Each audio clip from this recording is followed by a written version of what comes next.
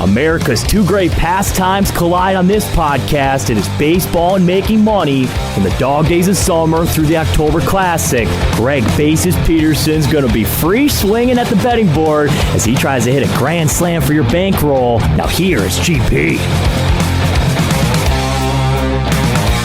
Special hello, welcome to lovely Las Vegas for MLB Overtime Betting with myself, Greg Peterson. Got a great podcast for you. Like I promised yesterday, we are going to be taking a little bit more of a look at the gambling aspect as to what is all going on with this crazy baseball season. If we are going to be getting a baseball season, what's going to be happening with all those bets? What's happening with some of those season win totals, those odds to win the Cy Young Award, all those props that you guys may have taken early on in the baseball season before we knew that things were going to be delayed, and now we've got all the realignment talk and everything like that. So join me to help out with that is David Bearman. We're going to have a two-part chat about that. We're going to talk about what books might do if you wind up having 7-inning doubleheaders. We're going to be talking about what might happen if you wind up having the Cactus League and the Grapefruit League as the two leagues and everything like that. So we're going to be taking a look at all of this just crazy hoopla from a betting standpoint. So I think that you guys are going to be appreciating that. And the Twitter question that we get in today has to do with a little bit of this. And I always love being able to answer your questions, whether they be baseball related for the college basketball podcast, whether they be college basketball related, and just a little bit behind the curtain here. I'm going to be answering the same Twitter question on today's MLB podcast as I will for the college basketball podcast, Hoopin' with Hoops, since it does have to do with being able to be a little bit of a better bettor in general. So just letting you in behind the curtain. If you are someone that subscribes to both podcasts, just want to let you in on that. But at GUnit_81, if you ever have a question for this podcast, college basketball podcast, what have you, fired into the timeline, more than happy to give you an answer. If you send them via DM, well, to me, the letters DM mean do not matter, but let's get into it since I know that you guys are probably very curious on this one, so gonna give you guys an answer. So you have questions and Greg may or may not have any insight into them, but let's dive into the Twitter mailbag. We get this one in from Michael Horowitz. You can follow him on Twitter at MJH0521. He asks at GNR41, can you address the situation of looking for a book/research tips? He wants to announce by amount wagered on, bonuses, shoe shopping, atmosphere, national apps, etc. So just pretty much looking for the best books and or apps to be able to bet with. And personally, you guys have heard me on several different podcasts. I am someone that I have a couple offshore apps/websites I use. I also have quite a few Las Vegas books that I use. And the biggest thing for me, absolute number one, regardless of everything else, it's just making sure that you're able to get fair juice. Juice is always number one on my list when it comes to looking for an app, an offshore book, an in-Vegas book, what have you to bet at, because that is the most important part. Because as we know, whenever you bet on the spread at -110, you need to hit at right around a 52.38% clip in order to break even. Anything above that, you're going to be making money. Anything below that, you're probably going to be losing money unless if you're finding a way to get a little bit under -110. Which sometimes you can get with some of these books. Sometimes you have -115 on one side, -105 on the other. With regards to MLB totals, that happens all the time. Typically, you don't have that a lot with college basketball, but occasionally someplace like a Bovada, a couple other books, you are able to get a couple -115s and -105s with the spread if the action is really coming in hot and heavy. So you always want to keep that in mind. But juice, absolutely number one. You don't want to be getting gouged by that. Having to hit at north of 52.38% on a normal spread is not good. And if you're looking at baseball, what you should be looking at on the money line is if the game is a pick'em, -105 on both sides with regards to money line, obviously totals and everything like that, that then becomes -110 juice. But that's what you should be looking at for one. If you are looking at a book that offers a bonus, make sure that there isn't a rollover, and if there is a rollover, make sure that it's not very restrictive. I know that with regards to bonuses, there aren't really a whole lot in Las Vegas. I know that William Hill, sometimes with a $500 deposit, if you roll it over once, you're able to get a $50 bonus, but there's not really a whole lot of that when it comes to the Vegas books. I know that offshore books, they'll oftentimes offer these, but you have to bet the money over quite a few times. You want to be checking in on this, because if you have to roll it over a couple times, if you're a person that does quite a bit of betting, that's fine. If you have to roll it over like north of 10 times, that's where it really becomes a danger zone. And I know that a lot of you guys are out there in states where betting has become new. I know that the books out there in Atlantic City, they are offering some really tremendous bonuses or offering risk-free bets, everything like that. And if you have this available to you and you really don't have a rollover, I would say even if the juice isn't great, you wind up taking advantage of this, because when it comes to these books that are in these various states, typically you don't have a rollover, which means that if you take advantage of the bonus, you're able to cash out right away. It makes it very easy. Obviously, you typically have to be in person in order to cash out, but even with my experience out there in Iowa, I know that they actually are able to fund your winnings and put that into your bank accounts. That is something that you obviously do want to take a look at. And you want to be taking a look at some of these apps, some of these websites with regards to horror stories, and you want to be avoiding some of those books at all costs. I am someone that I've used 5 times quite a bit. I've never had an issue with them, but I know that many of you guys may have heard about the whole 2K fiasco in which they did not cash on the winning bets. With regards to the losing bets, they wound up keeping the money. These are the sorts of things that you want to be mindful of and you want to keep note of, because you don't want to be in a situation in which you might be getting ripped off by your bet. I know that there was the situation in which Barstool wound up having a big giant fiasco with my bookie and everything like that. You want to be taking mental notes of this. You want to keep this in the back of your mind when you're taking a look at some of the best books, and just being able to gather as much research as possible as to, okay, was this actually warranted anger, or is this someone just not reading the rules and doing this out of spite? These are things that you certainly do want to take note of. And for me, bonuses aren't necessarily why I sign up for books. I said it at the top, the biggest thing for me is juice. I really haven't gotten a whole lot of bonuses other than when I wound up signing up for PointsBet when I was out there in the state of Iowa, which I thought was tremendous, because now I've got a little bit more perspective as to what people in other states go through whenever they're signing up for books, and it's becoming more and more convenient, which I do think is terrific. So if you're out there in one of these states that has just gotten legal sports betting, that is big. Obviously, we need these casinos to reopen as well, which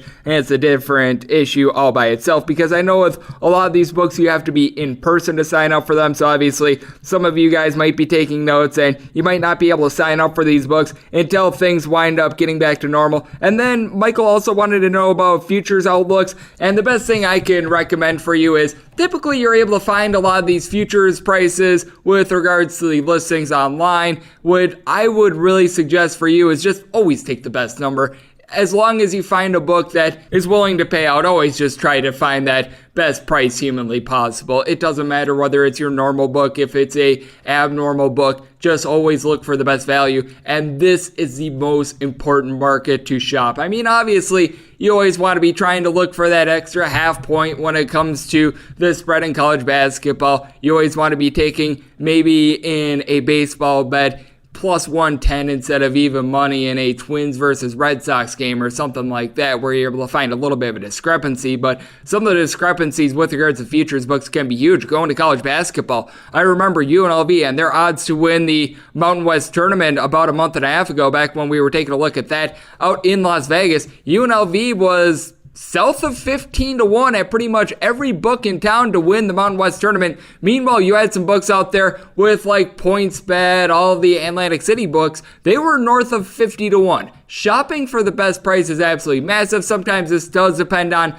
where you are located, but with regards to the futures market, just always take that best number, as long as it's, like I said, a book that is willing to be able to pay out. And then the other big thing that I do want to bring up with this as well is always have multiple outs. You don't want to tether yourself to only one book. With me personally, the reason why I've got a couple offshore books and the reason why I've got a couple books out here in Vegas is because sometimes you are going to find a little bit of a discrepancy from the offshore market to the Las Vegas market. Heck, we see it from state to state. Sometimes you get different lines. I just brought it up with regards to the UNLV odds to win the Mountain West tournament. You are going to find a little bit of a discrepancy. That is why I always advise you to have multiple odds. And just like I said, make sure that you have a book that is willing to pay. They've got good juice. in my opinion, if you're able to get a little bit of a bonus that doesn't require a big rollover, great. If not, it's not going to affect you too much because the bonus, those are short term. What you really want from a book is long-term integrity and long-term just willingness to give you a fair line. You just don't want to be messing with books that charge you at a rate of more than minus 110 on normal spread bets, just because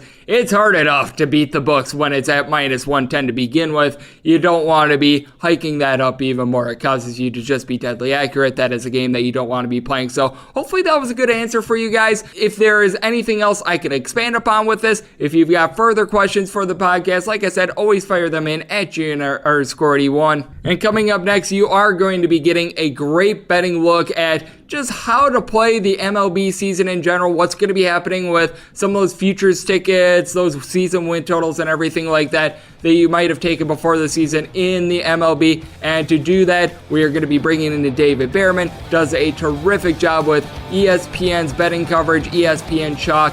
He is absolutely terrific with this. He took a look at the season win totals before the season. He's been keeping a close eye on all of this. So we're going to have a two-part conversation with him next right here on MLB Overtime Betting with myself, Greg Peterson.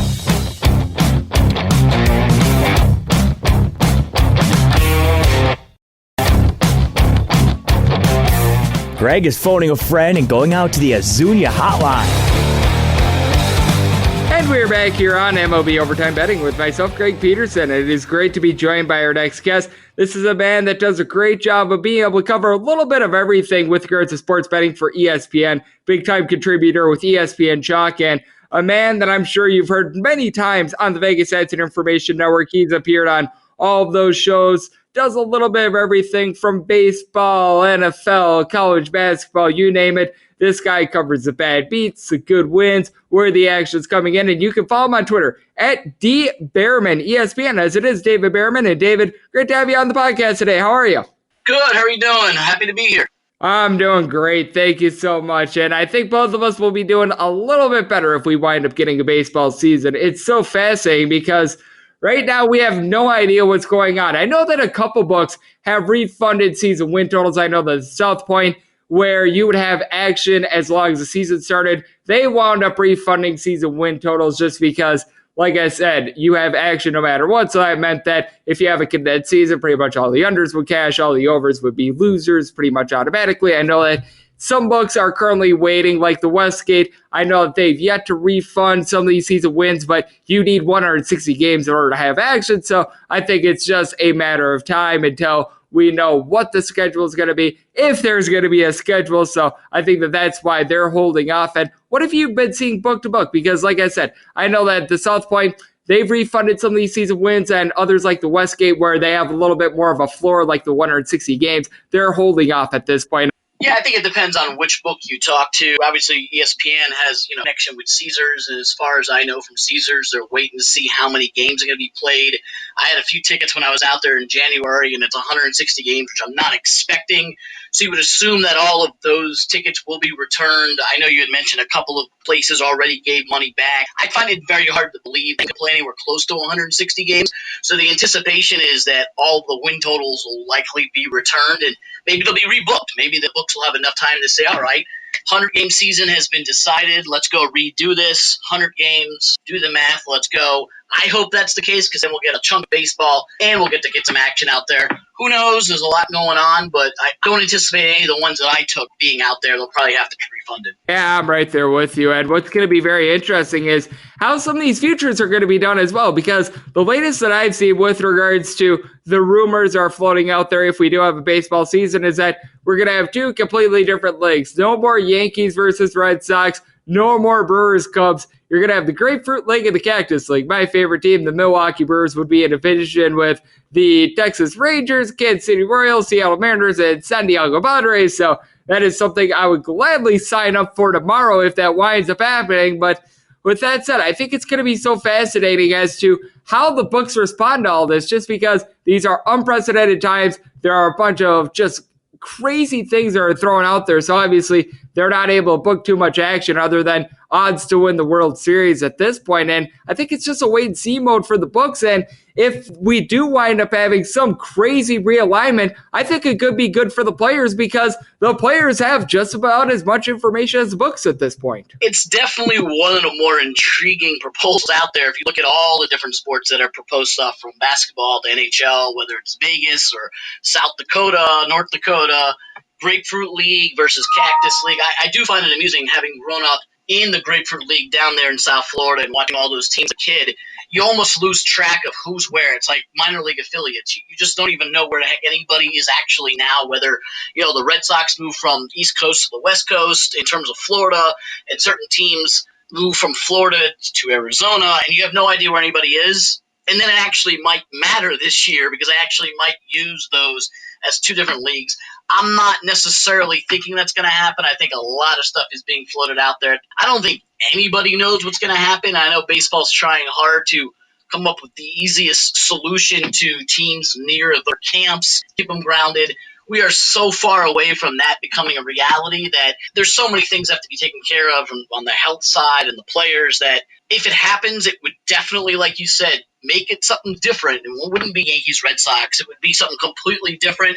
At that point, you would have to just assume that the book's going to blow the whole thing up. I'd find it hard to believe that if you held a ticket for the New York Yankees to win the World Series and all of a sudden they're not in the same, division, league, whatever, that I don't know if there's any rules for it, but you'd have to think that just start all over and rebook it all because how could you book the Yankees at 3-1 to win the AL East and the AL pennant when they might not even be in the AL? So it's out there that no one has ever seen these things before. And, it's the same thing with basketball and the win totals. And what do you do if you just start a tournament? It's nothing anybody has seen before, but it's definitely something to keep an eye on. I'm right there with you, as we do have David Bearman joining me right here on the podcast. And I know that you're a man that you have a lot of affinity for the state of Florida. I believe that you're a guy that is a Miami Dolphins fan, Florida Gators fan, all that good stuff. So you know quite a bit about the area. And I just think it is so interesting that they are going to be trying to play these games at Arizona and Florida, at least with regards to the last proposal. We might see a whole new proposal a day after this podcast drops in which every game is going to be played out there in like the state of Alaska or something like that. I mean, it's just one of these things where, as stupid as it sounds, we might see something like that. But with that said, do you think that there might be some logistical things that do come up? Because obviously there's quite a few ballparks out there in Arizona with Florida, with those being the two homes of the spring training games. But I have to think that you'd have to play these games either very early or very late, because I know in Arizona, being out here in Las Vegas, it could get up to like 110 degrees during the afternoon. And in Florida, I've been down in Orlando for vacation during the summertime. It could get pretty ridiculously hot there as well. I don't find a more humid or uncomfortable temperature than Orlando in the middle of August or anywhere near the Gainesville, Orlando area. Having grown up in South Florida, I know Florida itself would love to have, half the baseball teams there for the entire summer. It's just so far away with logistics and everything else. I think a lot of stuff has to be ironed out. You also have to determine whether there's going to be fans there or not. Florida can welcome it all they want down there, and same thing with Arizona. But if there's no fans that go there, really nothing's happening. It's just players and the teams, and they're sitting in the stand and doing what they do. You want to hope there's a season, and logistically, everything would have to change if they decide to put it all in Florida and put it all in Arizona. They do have enough stadiums, but you just mentioned the weather, which probably is the least of their concerns. But at the same time, Tampa has a dome for a reason, as awful as it is, and the Marlins did everything in their power to get a retractable roof stadium of the taxpayers. So there are reasons why there's not many outdoor games in the state of Florida in the middle of August, or day games for that matter. So you have to think about those things, but I think baseball right now just wants to play ball. Oh, I am right there with you. I think that it is just one of these situations in which baseball just needs to get back out there. No matter what, they're going to be at a little bit of a loss. I mean, this is a league that's losing $700+ million every month in which we do not have baseball. But the one thing that we do find encouraging is that it seems like both players and owners both want to play as many games as possible, which I think would make it very interesting from a betting standpoint, because what I think would be fascinating is, because we know with baseball, you always have the full game side, you have the full game total, and then you have first five. what I've been thinking about, and we've heard this proposal thrown out there a couple times, is what happens if you have 7-inning doubleheaders? Because a first 5 bet, you might need to tweak it a little bit, maybe make it a first 4 bet. I'm just wondering what books would do when you have a game that perhaps is a 7-inning doubleheader. Obviously, that's something that's been thrown out there. We don't know for sure if that's going to be the case or not, but I'd be so fascinated to see how the books would respond to that, because if you have a first 5 bet, that's almost the equivalent of the whole game at that point. I might be naive, but of all the proposals out there and all the possibilities, I find it very hard to believe that Major League Baseball would go 7-inning games with as many roster spots as they have, with as many people who are being paid to be a middle reliever, paid to be a closer, paid to be a 5th-inning guy, 6th-inning guy. Baseball is so structured now with their rosters and who's doing what that it's a 7-inning game. Forget about obviously the betting aspect would be fascinating. Like you said, first 5 innings, first 4 innings, whatever they're going to do. But that changes the fundamental nature of the game to begin with. It's a 9-inning game. That's what it's built on. I understand that colleges do 7 innings when there's doubleheaders, and minor league baseball does 7 innings when there's doubleheaders. But this is Major League Baseball, and it's been 9 innings for 140 years. I don't see that one actually happening, because at the end of the day, it's only 2 more innings. I mean, you're talking about another 30 to 40 minutes. That's not worth, to me, changing the. I mean, can you imagine if they just decided to say, hey, we're going to play with 8 in the field instead of 9, or let's get rid of third base, or make the pitcher's mound 40 feet instead of 66. Like, that to me is the equivalent of changing it the same innings. You're changing everything.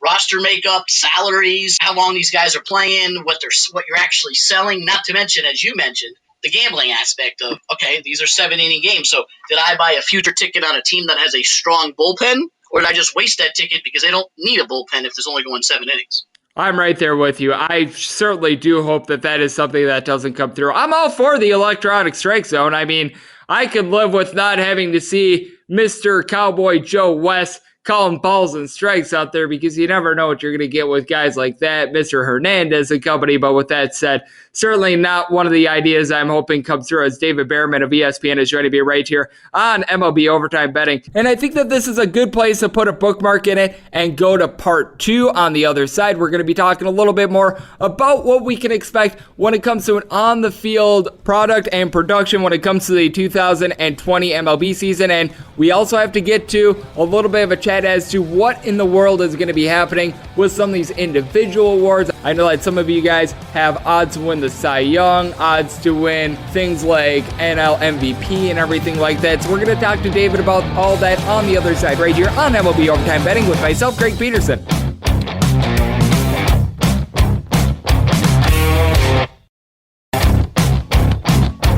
Welcome back to MLB Overtime. Greg is throwing a gem, so yeah, he better not blow it. And we are back here in lovely Las Vegas for MLB Overtime Betting. We are being joined once again by our good buddy out there with ESPN Chalk, David Bearman. You are able to follow him on Twitter, and the Twitter handle is easy enough, at DBearmanESPN. Great to have him aboard. And we were talking just before the break about all the logistical issues and everything like that, but now let's get into more of the nuts and bolts of the teams and how they might actually do out there on the field, since that's what we do as handicappers. Well, I love being able to take a look at the logistics and everything like this, since it is uncharted times. But with that said, it does you absolutely no good if you can't get to the window and you don't evaluate these teams. David, you took a look at some of the MLB season win totals coming into the year, and what I think is so intriguing is, for yet another year, it seemed like all the National League Central teams, aside from the Pittsburgh Pirates, if you wound up taking a Pirates to win the pennant/World Series bet, I would say that bet is rated R because it's not coming through. But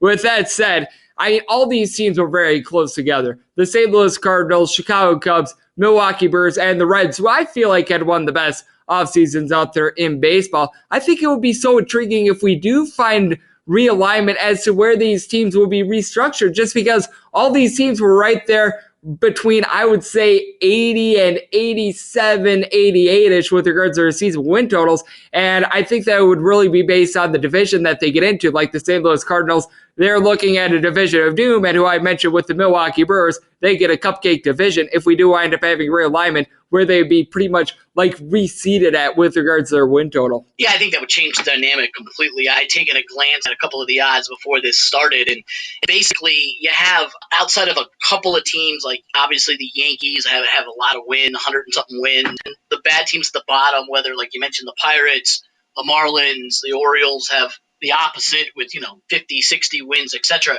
Everybody else is jumbled in the middle, depending on how much credence you're giving to losing a Garrett Cole, how much credence you're giving to a team that made a big splash in the offseason, like the Chicago White Sox, or you're giving that the St. Louis Cardinals are just there every single year, so you give them an 85. A lot of that would have to be blown up if you're in a different division or if there's less games. I was even looking at the odds to win the pennant and odds to win the World Series just before the show started, and it's hard to find value out there right now because you just don't know what's going to happen, and I'm actually surprised that the futures, at least in terms of odds to win, are still on the board considering how much can change in the next couple of weeks with whatever they decide.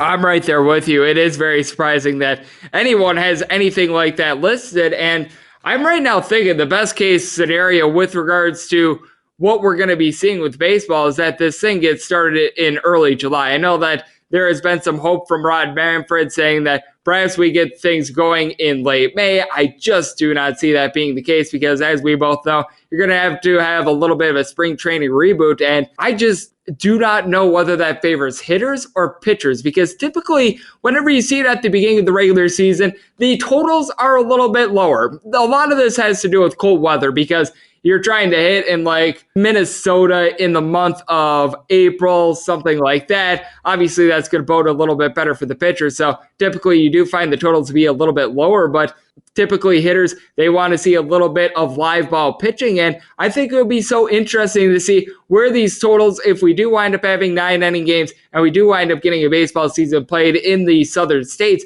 where those would be opening up at, because as we know, typically the totals are a little bit higher when you get into the humid months, the ball is flying out a little bit more. So I think that that's a very interesting dynamic and one that might take a little bit of researching as well, because you've got a parallel of two different, I guess you could call it, trends going against each other. Yeah, and not to mention the fact that you don't really know who's not right now. Like, obviously the teams are not together, and I believe 26 of 30 states that feature a baseball team are prohibited from getting together because of the social distancing.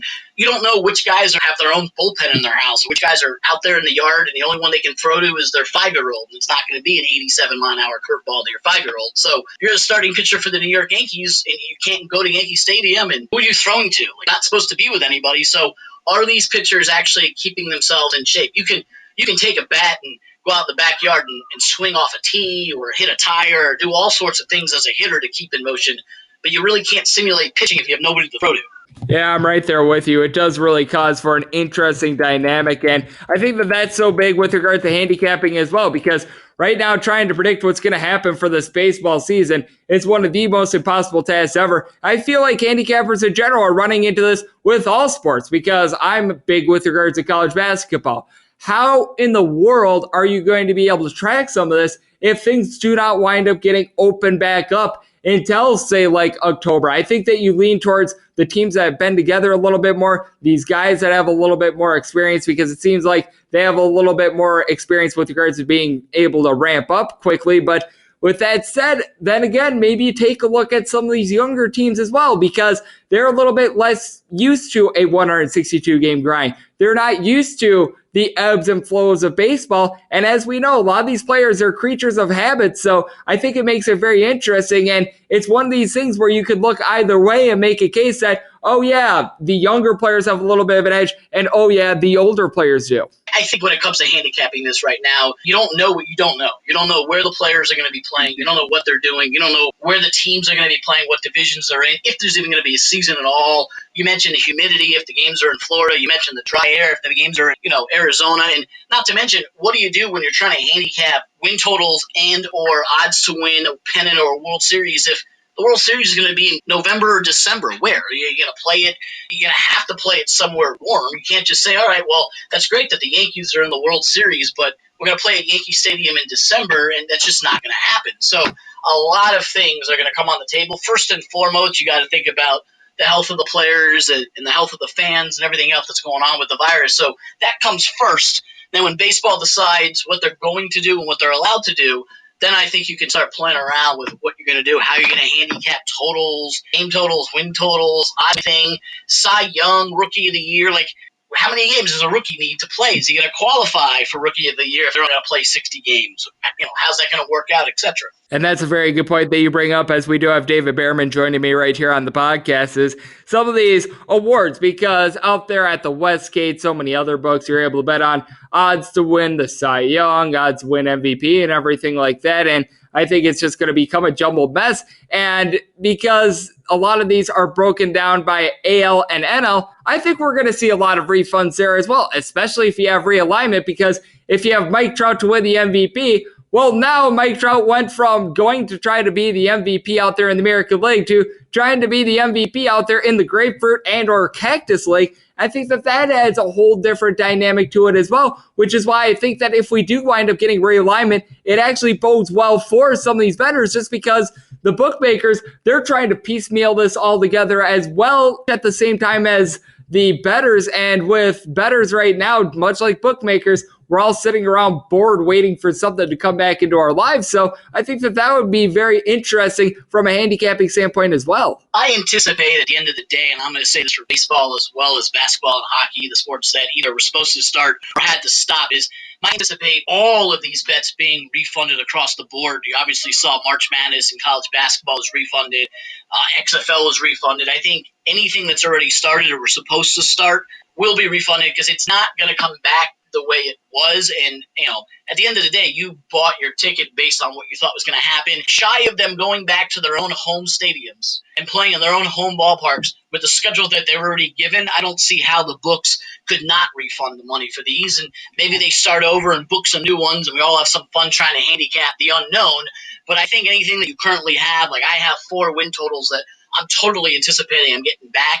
Maybe if you made a Cy Young or MVP vote, bet maybe you don't get it back because they are going to award it. I know that right now, if you bet the Heisman, the season hasn't been changed yet, but as long as they award the Heisman, you're going to get it. So I don't know how they would do that with the awards, but I think everything else should and will be refunded. I'm right there with you. I do think that this is unprecedented times, and probably the most fair way of going about it is much like the South Point did. Just refund all these season wins. If we get a baseball season, great. We will go from there. And is there anything else that you're really watching out for at this point with regard to baseball? Because all these ideas are being floated out there, the Grapefruit League and the Cactus League, the Arizona plan where you have everything in one bubble. And obviously it's going to cause for some massive hoopla. It's going to cause for some major changes. And I just think it's so fascinating, because this is like trying to handicap something that is foreign to all of us. Bookmakers are going down this road for the first time ever. Bettors are going down this road for the first time ever. And I feel like if there is a time in which bettors and bookmakers are maybe on the same playing field, it's right here, right now, sort of like they were for the XFL, because you could tell that it felt like there was a lot of guessing for bookmakers and bettors at the same time, because it was just a completely new league with a couple new rules, and we might have that for baseball this year. Like I said a minute ago, if they don't go back to doing what they were supposed to be doing in their own stadiums during a normal season, 162 games, that kind of levels the playing field, because once they decide to put stuff in Grapefruit versus Cactus or put everybody on the moon or whatever they're going to do, it's going to change every dynamic of what you're actually betting, and everything gets refunded, and then maybe the books start rebooking things at a 100-game season or a Grapefruit League season. You'd have to reset odds. Yes, everybody it would almost be like a brand new league. The difference being is you actually have intimate knowledge of the players, unlike the XFL, which was more of a crapshoot, because unless you paid attention to the Alliance of American Football, a lot of these players were foreign to you. So the handicapping, unfortunately, based on the coaching or lack thereof coaching in the XFL, certain game plans, certain quarterbacks, overs and unders based on new rules and like that. And if you're looking at, should this proposal that you talked about, the Grapefruit League and the X League, happen, then you're right. You're looking at a division that's not Red Sox and Yankees. It's Nationals, Astros, Mets, Cardinals, and Marlins. It's a completely different landscape, new division, new pennant, new totals, probably new MVP. At that point, you start from square one, and the books have just as much chance as you do, because nobody really knows what's going on. Yeah, I mean, this is just one of the most awkward things I've ever seen in my life. But at the same time, in a way, it is fun. What's not fun is not having action to bet right now, not having games to watch. Obviously, we're all suffering with that regard. But David, I know that you're doing your best out there with ESPN to keep up with all this. Obviously, with no games to bet, it's been a little bit more quiet on your end, but I know that you and everyone else over there at ESPN and ESPN Shock are doing a great job of keeping the good folks out there entertained and putting out some good content. So I'd like to close it up with this. Where could the good people find you on social media, and just what are you working on in general? It's at Bearman, Bearman. ESPN is the Twitter handle, and find all the information at www.espn.com/chalk. Today was the end of our 6-day special of college football win totals and futures. Last week we did all the Power 5 with SEC, Big 10, Pac-10, Big 12, and ACC, and also Chris Felica, the Bear, had his column on all picks.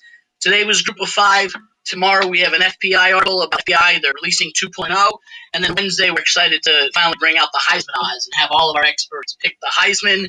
And then I'll leave Thursday a little bit of a surprise because you won't see it coming, but it has to do with the National Football League. Oh, I love it. We always love surprises here on MLB Overtime Betting, and, well, that's what this entire baseball season is going to be. So a big thanks to David Bearman of ESPN Chalk for joining me right here on MLB Overtime Betting. If you like what you're hearing from this Five podcast, you can subscribe on Apple Podcasts, Google Play, Spotify, Stitcher, and TuneIn. And if you ever have any question for the podcast, right into the timeline at GRS41. Going to come at you guys 3 times a week until the baseball season gets started, and then once we get daily baseball back into our lives, it's every single day. So thank you so much for listening. Hopefully you are all safe and healthy.